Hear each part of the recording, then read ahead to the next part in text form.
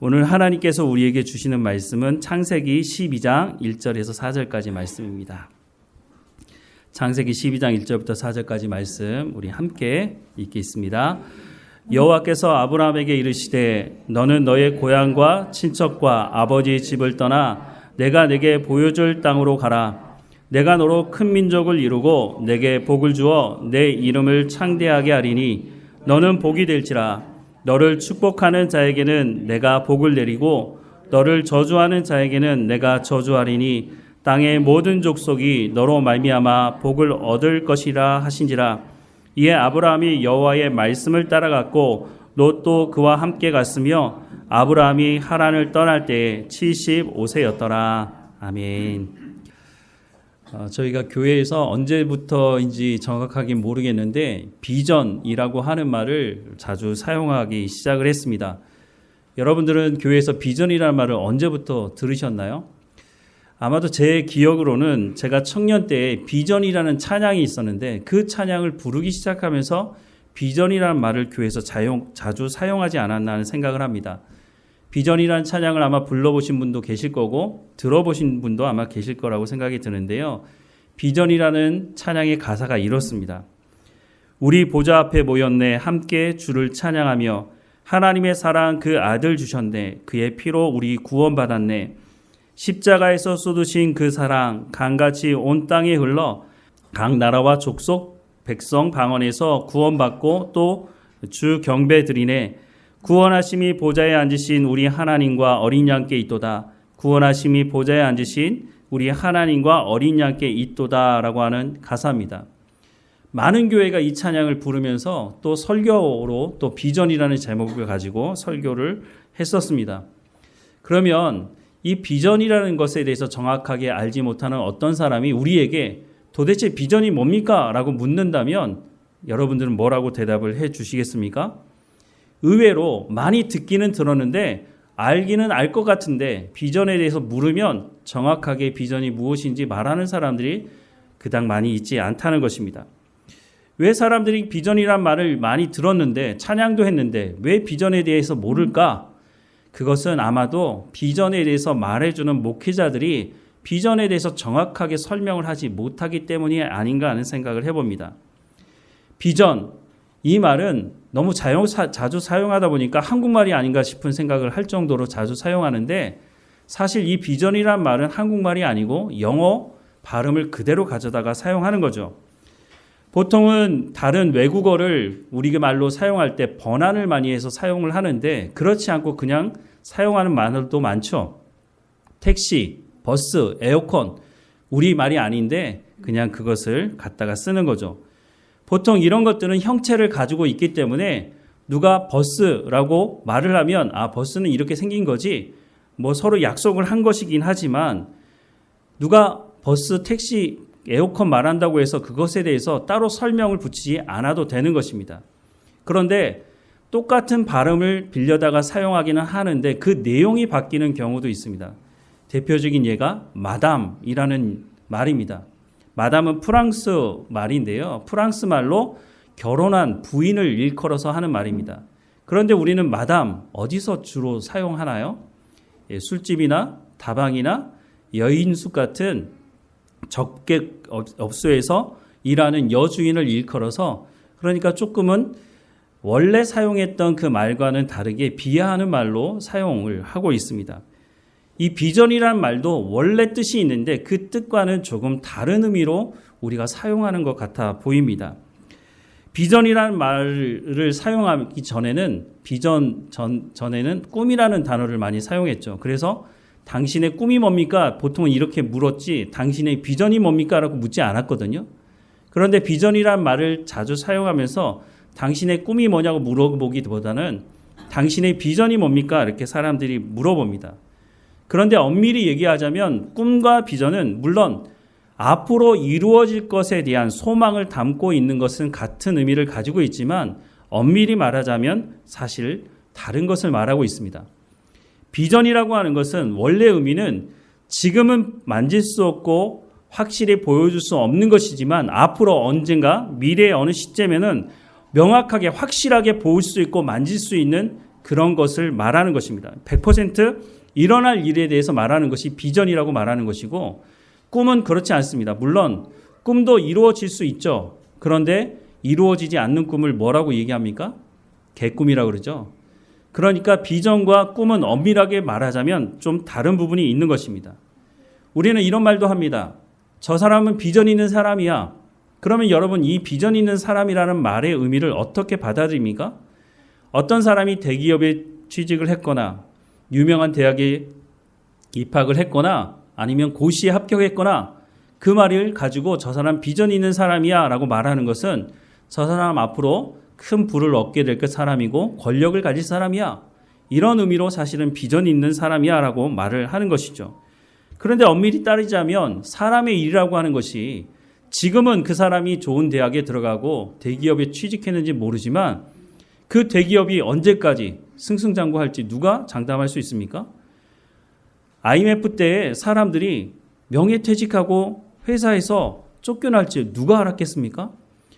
사람들이 비전 있는 사람이라고 말하지만 확실히 그 사람의 미래를 보장할 수 있다면 보장할 수 있으면 모르겠지만 사실 우리가 살아가는 이 세상 속에서 누구도 미래에 대해서 확실한 보증을 할 수는 없다는 것입니다. 그러니까 저 사람은 비전이 있는 사람이야 라고 말하기보다는 저 사람은 다른 사람에 비해서 좀 더 전망이 밝은 사람이야 라고 말하는 것이 더 맞지 않나 하는 생각을 해보게 됩니다. 그런 면에 봐서 오늘 본문의 말씀은 꿈이라고 제목을 붙이기보다는 비전이라고 하는 말을 붙이는 것이 더 확실해 보입니다. 오늘 보면 1절부터 3절 말씀을 다시 보면은요. 여호와께서 아브라함에게 이르시되 너는 너의 고향과 친척과 아버지의 집을 떠나 내가 내게 보여줄 땅으로 가라. 내가 너로 큰 민족을 이루고 내게 복을 주어 내 이름을 창대하게 하리니 너는 복이 될지라. 너를 축복하는 자에게는 내가 복을 내리고 너를 저주하는 자에게는 내가 저주하리니 땅의 모든 족속이 너로 말미암아 복을 얻을 것이라 하신지라 라고 말씀을 하고 있습니다. 그러면 이것이 비전이라고 말할 수 있게 되려면 이것이 분명히 이루어졌는지를 확인해 봐야 되지 않겠습니까? 그래서 첫 번째, 내가 내게 보여줄 땅으로 가라 하나님 말씀을 하시는데 그럼 과연 이 말씀이 이루어졌느냐?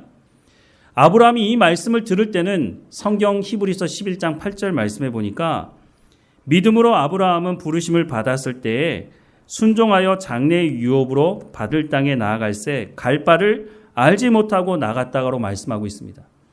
하나님께서 주실 땅에 대해서 말씀하고 있는데 그 땅을 지정하지 않으셨다는 겁니다. 그럼에도 불구하고 아브라함이 그 하나님의 말씀을 듣고 고향을 떠났다고 말씀하고 있습니다. 떠나서 가나안 땅에 도착했을 때에야 비로소 하나님께서 말씀을 하시는데 창세기 12장 7절 말씀에 보면 여호와께서 아브라함에게 나타나 이르시되 내가 이 땅을 내 자손에게 주리라 하신지라. 자기에게 나타나신 여호와께 그가 그곳에서 제단을 쌓았다라고 말씀을 하고 있습니다. 이 이후로도 하나님께서 아브라함에게 이 땅을 내게 주겠다고 여러 번 말씀을 하셨는데요. 창세기 17장 8절에 보니까 내가 너와 내 후손에게 내가 거류하는 이 땅 곧 가나안 온 땅을 주어 영원한 기업이 되게 하고 나는 그들의 하나님이 되리라 라고 말씀을 하고 있습니다. 이렇게 몇 차례 하나님께서 아브라함에게 이 땅을 내게 네 자손에게 주겠다고 약속하신 이 말씀을 하신 이후에 수백 년이 지나고 난 이후에 가나안 땅에 430년 동안 애굽 생활을 하고 있던 이스라엘 백성들이 정착을 하게 됩니다. 아브라함은 평생 살면서 사실 자기가 묻힐 땅 외에는 가나안 땅을 얻지 못했습니다. 그러니 하나님의 말씀이 거짓이라고 말할 수 있지 않겠습니까? 그런데 시간이 지나고 나서 뒤를 돌아보니까 하나님의 약속의 말씀이 이루어졌습니까? 이루어지지 않았습니까? 이루어졌죠. 그러니 이것을 비전이라고 말할 수 있는 것입니다. 그래서 4절 말씀에 보면 이에 아브라함이 여호와의 말씀을 따라갔다고 말씀을 하고 있습니다. 아브라함은 지금 당장 자신이 살아있을 때는 한 줌 땅도 제대로 가지지 못했지만 하나님께서 주시겠다고 하는 그 약속의 말씀은 반드시 이루어질 것이라고 하는 것을 믿었기 때문에 그래서 고향을 떠났다고 말씀을 해주고 있는 것이죠. 그래서 이것이 꿈이라고 말하기보다는 하나님의 비전이다라고 말할 수 있는 것이죠. 두 번째 확인해 봐야 되는 것은 내가 너로 큰 민족을 이루게 하겠다는 것입니다. 이 말씀을 들었을 때 아브라함 나이가 75세입니다. 그리고 사라의 나이가 65세였습니다. 적은 나이가 아니죠. 그런데 문제는 뭐냐면 자녀가 없었다는 겁니다. 아니 자녀가 있어야 무슨 민족을 이루든지 말든지 하지 않겠습니까? 그런데 자녀가 없었습니다. 게다가 문제는 아브라함에게 있는 것이 아니라 사라에게 있었다는 것입니다.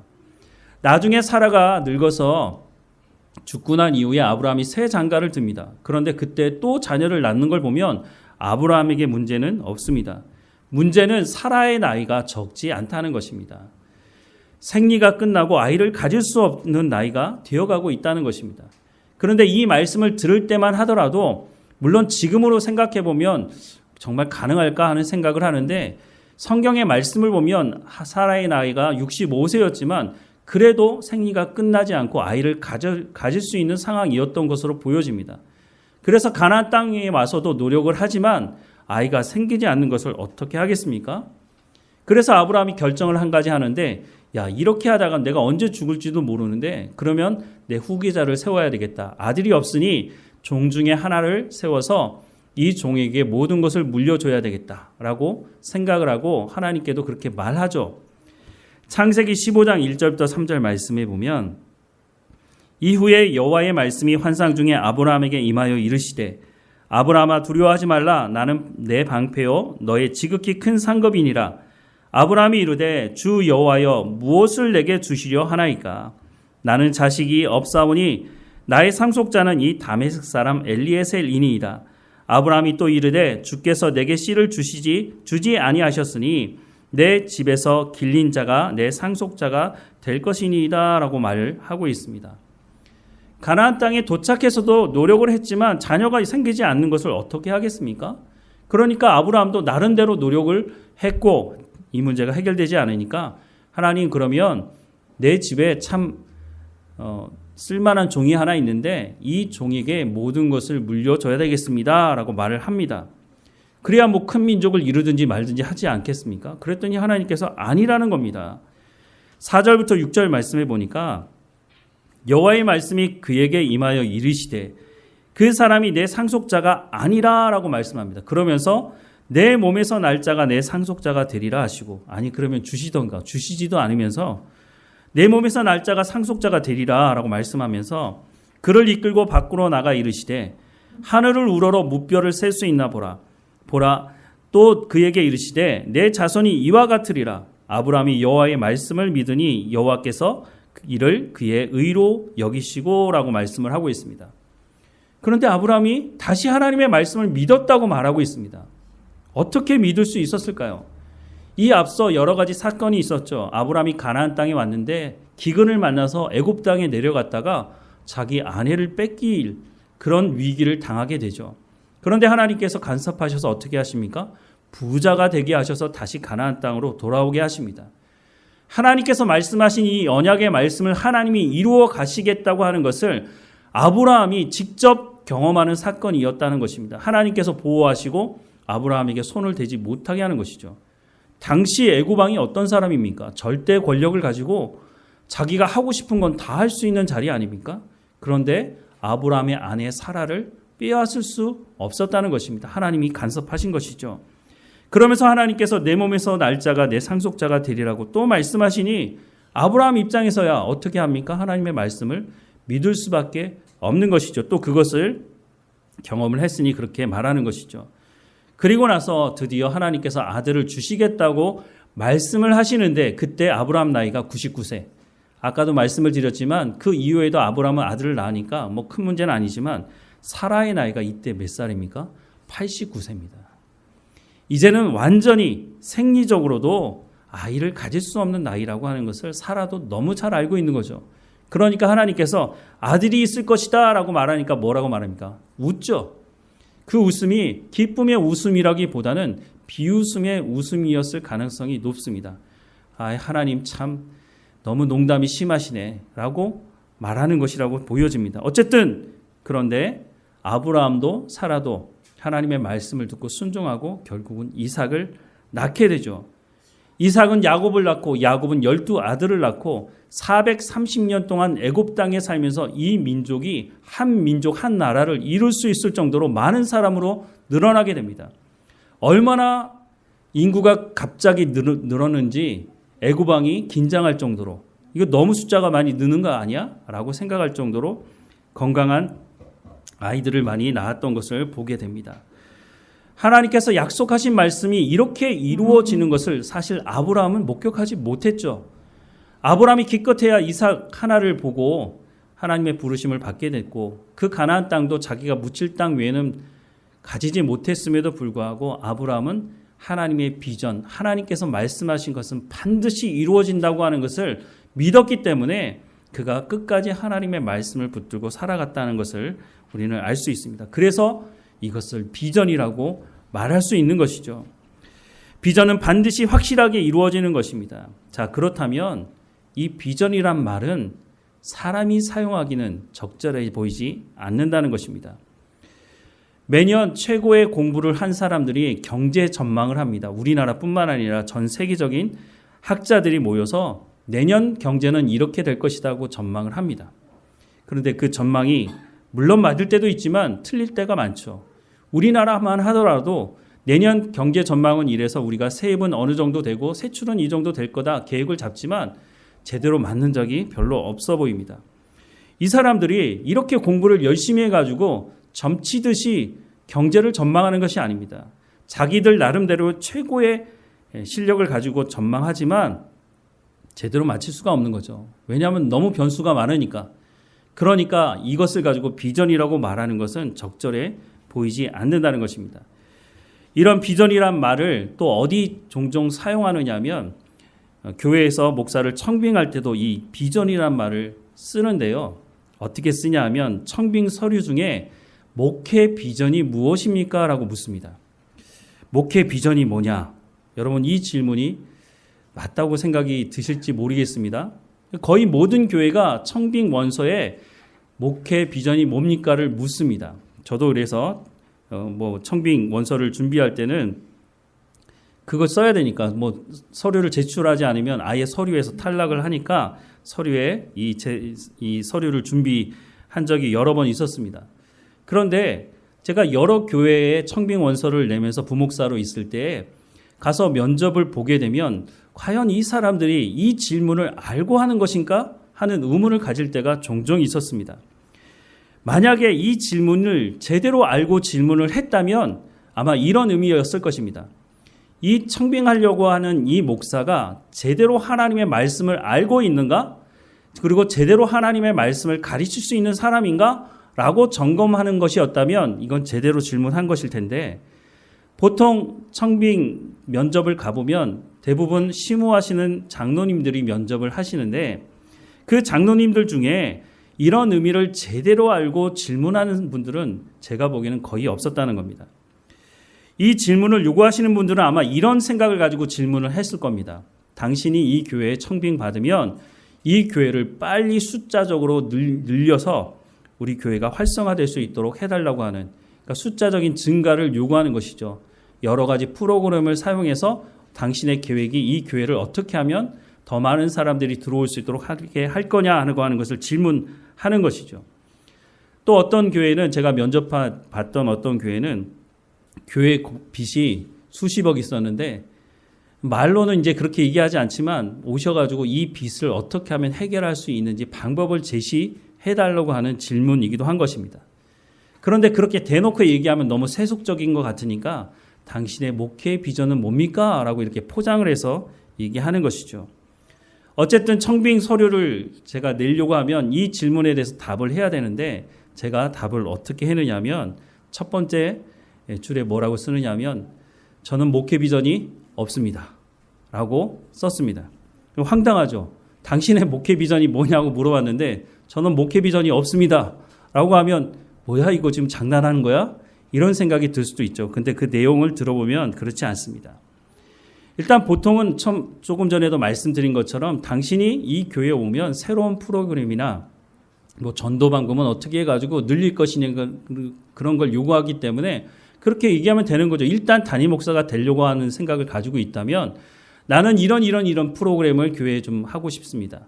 그래서 사람들에게 관심을 끌게 하고 사람들이 오고 싶어하는 교회를 만들고 싶습니다. 이런 내용을 쭉 써놓으면 그렇겠구나라고 생각하고 뽑을 수도 있는 것이죠. 그런데 제가 생각하기에는 그런 것은 사람을 속이는 것입니다. 그렇게 해서는 교회가 부흥하지 않습니다. 그 사람들이 생각하는 부흥과 성경이 말하는 부흥이 다르기 때문입니다. 숫자만 늘린다고 사람들은 부흥이라고 생각하지만 성경은 그렇게 말씀하고 있지 않습니다. 성경에서 말씀하는 부흥은 하나님을 멀리했던 사람들이 하나님의 말씀을 듣고 그 말씀을 듣고 회개하고 돌이켜서 하나님을 아는 자리로 오는 것을 성경은 부흥이라고 말하고 있기 때문입니다. 목회는 사실 이미 성경에서 다 기록하고 있습니다. 하나님께서 비전에 대해서 다 말씀하고 있기 때문에 자신이 하고 싶은 목회를 하는 것은 목회가 아닙니다. 제가 보기엔 그렇습니다. 목회는 하나님께서 말씀하신 그 말씀을 쫓아가고 그것이 무엇인지를 성도들에게 말해주고 성도들 스스로 하나님 앞에서 스스로 서서 하나님 앞에 온전히 신앙생활을 할 수 있도록 도와야 하는 것입니다. 목회는 자신이 하고 싶고 자신의 야망을 펼치는 그런 장소가 아니라는 것입니다. 그런데 목회의 비전이 무엇입니까? 묻는 사람도 그렇고 거기에 맞는 대답을 하려고 하는 사람들도 모두 다 하나님이 말씀하시는 교회를 이루어가려고 하는 것이 아니라 자신의 야망, 자신이 하고 싶은 무엇인가를 이루고 싶어서 교회를 사용하고 또 사용하라고 말을 하고 있다는 것입니다. 저는 지금도 마찬가지입니다. 저 개인적으로는 비전이 없습니다. 하나님께서 이미 말씀하신 그 말씀, 그 비전을 쫓아가는 것뿐이지 하나님의 비전을 내가 품고 가는 것이지 제 스스로 제가 만들어낸 비전은 없다는 것입니다. 교회의 부흥에 대해서 조금 더 말씀을 드렸지만 교회의 부흥은 하나님 말씀으로 돌아가는 것입니다. 오늘 한국교회의 문제 어디로부터 시작했다고 여러분 생각이 드십니까? 70년대, 80년대를 거쳐오면서 숫자적으로 교회를 키우는 데 얼마나 집중을 했습니까? 그래서 교회가 크긴 했지만 오늘 교회가 세상을 향해서 무슨 실력을 갖추고 있습니까? 오히려 세상으로부터 손가락질 당하고 지적당하는 삶을 살아가고 있지 않습니까?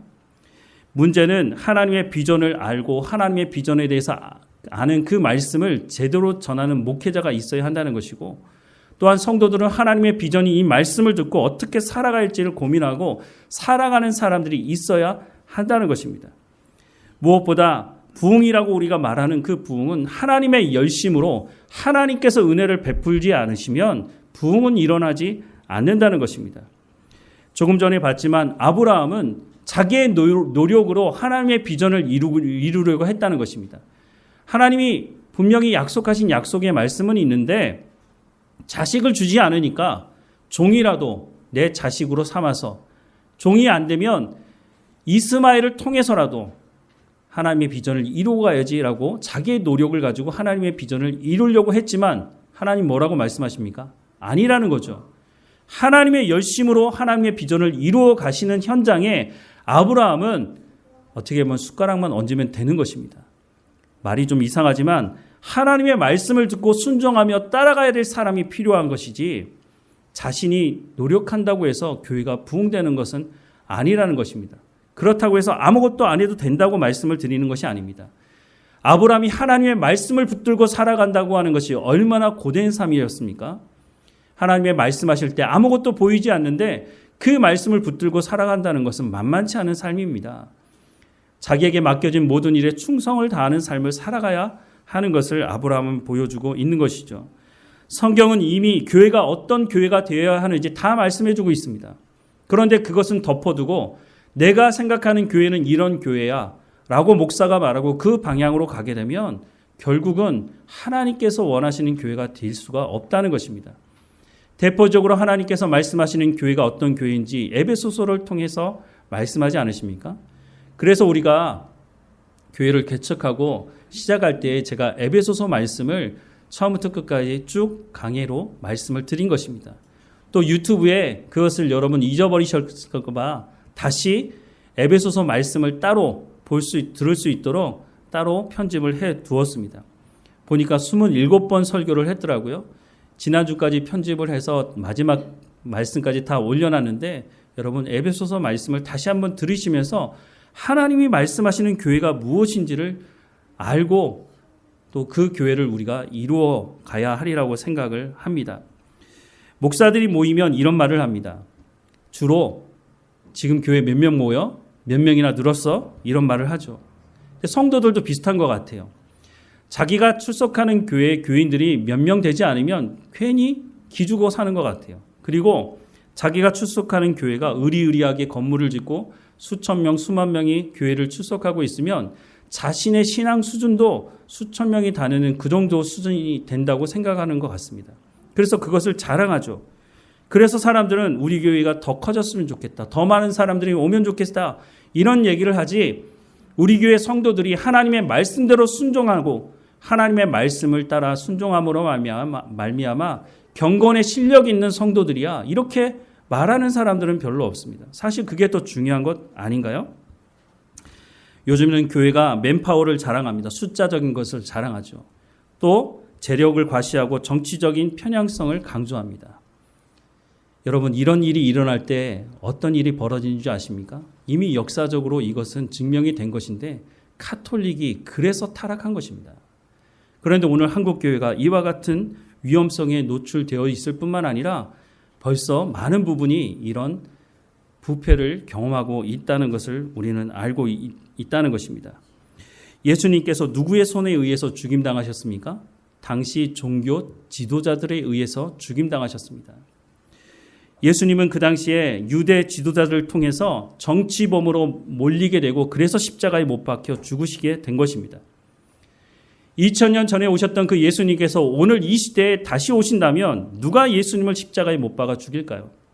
아마도 교회를 세습하고 자신이 교회의 주인이라고 주장하고 하나님의 말씀을 전하는 선지자들을 선지자들을 죽였던 목회자들을 쫓아내는 사람들이 예수님을 죽이려고 나서지 않을까 하는 생각을 합니다.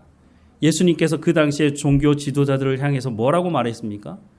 예수님은 그 사람들을 향해서 욕설을 퍼부어 쏟아내셨습니다. 성경에서는 아주 순화된 표현을 쓰고 있지만 독사의 새끼들이라고 말하고 있지 않습니까? 그런 말을 들을 때 오늘 기득권을 가지고 정치력을 가지고 재력을 가지고 있는 교회, 이런 교회 사람들이 과연 예수님을 가만히 둘까요? 저는 그렇게 생각하지 않습니다. 마태복음 7장 말씀을 마음에 새길 필요가 있습니다. 아름다운 열매를 맺지 아니하는 나무마다 찍혀 불에 던져지느니라. 이러므로 그들의 열매로 그들을 알리라. 나더러 주여 주여 하는 자마다 다 천국에 들어갈 것이 아니요 다만 하늘에 계신 내 아버지의 뜻대로 행하는 자라야 들어가리라. 그 날에 많은 사람이 나더러 이르되 주여 주여 우리가 주의 이름으로 선지자 노릇하며 주의 이름으로 귀신을 쫓아내며 주의 이름으로 많은 권능을 행하지 아니하였나이까 하리니 그때 내가 그들에게 밝히 말하되 내가 너희를 도무지 알지 못하니 불법을 행하는 자들아 내게서 떠나가라 하리라 라고 말씀하고 있습니다.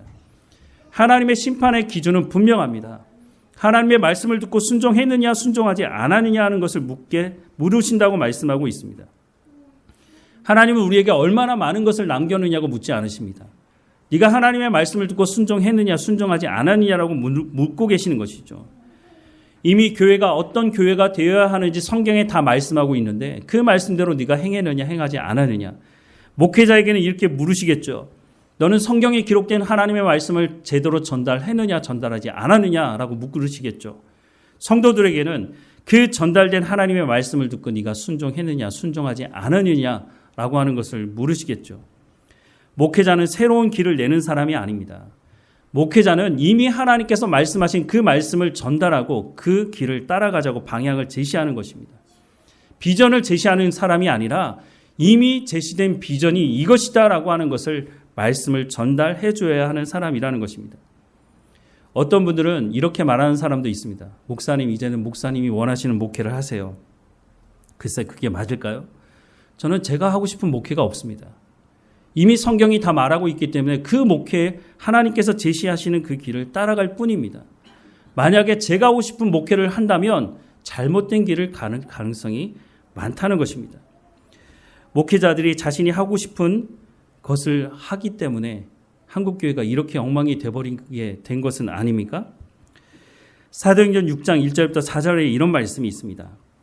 그때 제자가 더 많아졌는데 헬라파 유대인들이 자기의 과부들이 매일의 구제에 빠짐으로 히브리파 사람을 원망하니 12사도가 모든 제자를 불러 이르되 우리가 하나님의 말씀을 제쳐놓고 접대를 일삼는 것이 마땅하지 아니하니 형제들아 너희 가운데서 성령과 지혜가 충만하여 칭찬받는 사람 7을 택하라. 우리가 이 일을 그들에게 맡기고 우리는 오로지 기도하는 일과 말씀 사역에 힘쓰리라 하니 라고 말씀합니다. 예루살렘 교회가 하루아침에 엄청난 숫자로 사람들이 늘어났죠. 한번 설교할 때마다 3,000명씩 예수 믿겠다고 하니까 엄청난 사람들이 모였는데 많은 사람들이 모이다 보니까 그 중에는 가진 사람도 있지만 가난한 사람들도 있는 거죠. 먹는 문제를 해결하기 위해서 구제하는 일이 있어야 되는데 너무 많은 사람들이 모이다 보니까 이 구제하는 일에 사도들이 신경 쓰다가 가장 중요한 것을 놓치게 된 것입니다. 그게 뭐죠? 하나님의 말씀을 가르치는 일을 놓치게 된 것입니다. 사도들이 이러다간 큰일 나겠다. 그래서 이 구제 사역을 담당할 사람들을 뽑아야겠다라고 말하고 4절 말씀해 보면 오로지 기도하는 일과 말씀 사역에 우리는 힘써야 되겠다라고 말하게 됩니다. 그래서 교회가 어떻게 됐나요? 7절 말씀해 보면 하나님의 말씀이 점점 왕성하여 예루살렘에 있는 제자의 수가 더 심히 많아지고 허다한 제사장의 무리도 이 도에 복종하니라 라고 말씀하고 있습니다. 사도들이 하나님의 말씀에 집중하다 보면 다른 일을 소홀히 할 수밖에 없죠. 그래서 다른 사람들을 세워서 구제하는 일을 맡겼다는 겁니다. 구제하는 일을 하지 말라는 것이 아닙니다. 목회자들, 지금으로 얘기하자면 목회자들은 하나님의 말씀을 전하는 일에 집중해야 그래야 교회에 부흥이 일어날 수 있다고 말씀을 해주고 있는 것입니다. 사랑하는 여러분, 말씀을 시작하면서 비전이라는 찬양의 가사를 제가 읽어드렸는데요. 다시 한번 읽어드리면 우리 보좌 앞에 모였네 함께 주를 찬양하며 하나님의 사랑 그 아들 주셨네 그의 피로 우리 구원받았네 십자가에 쏟으신 그 사랑 강같이 온 땅에 흘러 각 나라와 족속 백성 방언에서 구원받고 주 경배드리네 구원하심이 보좌에 앉으신 우리 하나님과 어린 양께 있도다. 구원하심이 보좌에 앉으신 우리 하나님과 어린 양께 있도다. 이 가사는 그냥 만들어낸 가사가 아닙니다. 하나님의 비전이 여기 담겨 있습니다. 요한계시록 7장 9절부터 12절 말씀인데요. 이 일 후에 내가 보니 각 나라와 족속과 백성과 방언에서 아무도 능히 셀 수 없는 큰 무리가 나와 흰 옷을 입고 손에 종려 가지를 들고 보좌 앞과 어린 양 앞에 서서 큰 소리로 외쳐 이르되 구원하심이 보좌에 앉으신 우리 하나님과 어린 양에게 있도다 하니 모든 천사가 보좌와 장로들과 네 생물의 주위에 서 있다가 보좌 앞에 엎드려 얼굴을 대고 하나님께 경배하여 이르되 아멘 찬송과 영광과 지혜와 감사와 존귀와 권능과 힘이 우리 하나님께 세세토록 있을지어다 아멘 하더라 라고 말씀하는 이 말씀을 근거로 이 비전이라는 찬양을 만든 것입니다. 왜 이것이 비전입니까? 우리가 앞으로 볼 장면이죠. 예수님께서 재림하시고 세상을 심판하시면 모든 구원받은 성도들이 하나님 앞에 모여서 하나님 앞에 찬양하는 이 장면을 요한이 보고 성경에 기록을 한 것입니다. 이것이 바로 비전인 것이죠. 목회자는 하나님의 말씀을 전달하는 사람들입니다.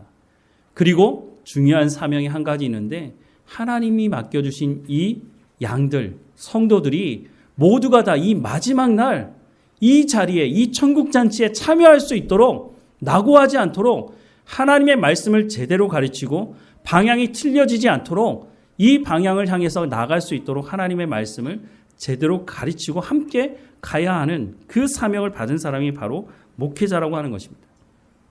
그런데 오늘 많은 교회 목회자들이 기복주의, 번영주의에 빠져서 잘못된 복음을 전하고 있죠. 이단 사이비가 또 얼마나 많습니까? 그래서 요즘에는 아무 교회나 가세요 이렇게 말을 못 하겠어요. 어디 이사를 가면 잘 알아보고 가시라고 내가 그 지역에 살지 않고 그 목사의 설교를 들어보지 못한 상황에서는 잘 알아보고 가시라고 말하는 것 외에는 어떤 말을 해줄 수가 없어요. 이단도 요즘에는 아예 예수교 장로회라고 걸어놓고 이단이 있으니까 신천지도 요즘에는 그렇게 하더라고요. 아예 교회라는 이름을 간판을 내걸고 하고 있으니까 잘 모르는 사람들은 교회라고 돼 있으니까 그냥 그 교회에 들어가는 경우가 있습니다. 침몰하는 배가 있으면 여러분 어떻게 하겠습니까? 침몰하는 배에서 빨리 빠져나오든지 아니면 침몰하는 배가 침몰하지 않도록 고치든지 둘 중에 하나를 하지 않으면 침몰할 때 같이 빠져도 죽을 수가 있다는 것입니다. 사랑하는 여러분, 하나님께서 우리 가운데 위대한 업적을 남기라고 말씀하지 않으십니다. 하나님은 우리에게 부르심 받은 그 합당한 삶을 살아가라고 말씀하고 있습니다. 목회자도 성도도 마찬가지입니다. 오늘 이 시대에 더 우리가 깨어서 하나님의 말씀을 들어야 하는 이유가 여기 있습니다. 75세 적은 나이가 아니었죠. 아브라함이 고향을 떠날 때 무슨 엄청난 업적을 남기려고 떠났습니까? 하나님께서 말씀하신 그 약속의 말씀, 그 비전의 말씀을 마음에 품고 고향을 떠난 것입니다. 자기 몸 하나 아브라함 제대로 가눌 수 없었던 사람이었습니다. 자기 아내도 제대로 지키지 못하는 사람이 무슨 꿈을 꿀 수 있었겠습니까? 그런데 그 어떤 사람보다도 아브라함은 위대한 비전을 품고 살았던 사람이었습니다. 그 비전은 아브라함의 것이 아니라 하나님께서 말씀하신 그 약속의 말씀, 그 비전을 품고 살았기 때문인 것입니다. 그래서 하나님께서 그 아브라함에게 가나안 땅도 주셨고 하나님께서 그 후손들을 주셨고 무엇보다 아브라함의 후손을 통해서 우리를 구원하실 예수 그리스도를 낳게 하셨다는 것입니다. 오늘 우리가 하나님의 비전을 품고 순종한다면 아브라함에게만 이런 일들이 일어나는 것이 아니라 오늘 우리에게도 동일하게 일어날 수 있다고 하는 것입니다. 바로 507년 전에 이 하나님의 비전을 품었던 종교 개혁을 했던 믿음의 사람들이 있었기 때문에 오늘 우리가 제대로 된 하나님의 말씀을 듣고 그 비전을 쫓아서 오늘 우리도 순종하는 삶을 살아갈 수 있게 되었다고 하는 것입니다. 오늘 우리도 마찬가지입니다. 하나님께서 약속하신 이 약속의 말씀, 이 비전의 말씀을 우리의 마음에 품을 때 우리를 통해서 하나님은 또 다른 종교 개혁을 일으키실 것이고 아브라함과 같은 후손을 남기는 일들을 일으켜 세우실 것입니다. 우리에게 소망이 있기 때문이 아니라 하나님께서 그렇게 약속하고 계시기 때문인 것입니다. 우리가 이 비전을 품고 살아가는 하나님의 사람들이 되기를 주님의 이름으로 축원합니다. 사랑하는 하나님, 오늘 우리가 살아가는 이 시대에 이단 사이비가 넘치고 거짓 복음으로 말미암아 기복주의 또 번영주의에 빠져서 제대로 된 말씀을 듣기 힘든 시대를 살아가고 있습니다. 하지만 우리 가운데 성경의 말씀을 읽고 볼 수 있도록 허락해 주셨으니 우리의 손에서 말씀을 놓지 않게 하시고 이 말씀을 통해서 교회가 어떻게 되어야 하는지 하나님의 비전이 무엇인지 다 말씀하고 계시니 우리가 이 말씀을 온전히 마음에 새기고 이 혼란스러운 이 시대를 우리가 헤쳐가며 분별하며 살아가는 삶이 될 수 있도록 은혜를 허락해 주옵소서. 하나님, 507년 전에 종교개혁을 했던 그 믿음의 선진들 어떻게 살아가는지를 우리가 다시 한번 보게 하시고 그들이 목숨을 걸고 복음을 지켰던 것처럼 오늘 이 시대를 살아가는 우리도 하나님의 말씀을 온전히 붙들고 살아가는 사람들 될 수 있도록 은혜를 허락해 주옵소서. 하나님, 말씀하시는 그 말씀을 통해서 또한 우리가 복음의 증거자로 살아갈 수 있도록 또한 인도해 주시고 우리의 그 착한 행실을 보고 세상 사람들이 하늘에 계신 아버지께 영광을 돌릴 수 있도록 우리가 선을 행하며 하나님의 나라의 복음을 증거하는 삶을 살아갈 수 있도록 우리의 삶을 주관하시고 인도해 주옵소서. 하나님 부르시는 날이 언제일 줄 우리 알지 못하나 주님 그 날을 사모하며 살아가게 하시고 우리 가운데 맡겨진 이 모든 사명을 온전히 감당하게 하시고 시간을 허비하지 않도록 우리 가운데 지혜와 명철을 허락해 주옵소서. 날마다 우리와 함께 하시는 주님께 감사드리고 예수님의 이름으로 기도합니다. 아멘.